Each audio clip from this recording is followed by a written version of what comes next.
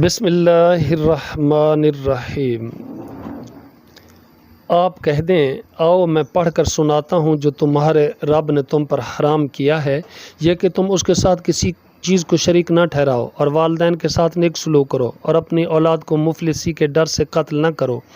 ہم تمہیں بھی رزق دیتے ہیں اور ان کو بھی دیں گے، اور بے حیائی کے قریب نہ جاؤ، ان میں سے جو ظاہر ہے اور جو پوشیدہ، اور جس کو اللہ تعالیٰ نے حرام ٹھہرایا ہے اسے ناحق قتل نہ کرو۔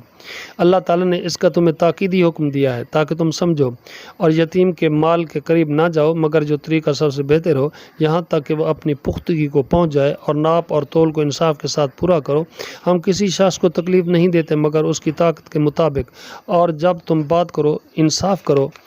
خواہ کوئی رشتہ دار ہو، اور اللہ تعالیٰ کے عہد کو پورا کرو۔ اللہ تعالیٰ نے ان احکام کا تمہیں تاکیدی حکم دیا ہے تاکہ تم نصیحت قبول کرو، اور بلا شبہ یہی میرا راستہ ہے جو سیدھا ہے، چنانچہ تم اس کی پیروی کرو اور دیگر راستوں کی پیروی نہ کرو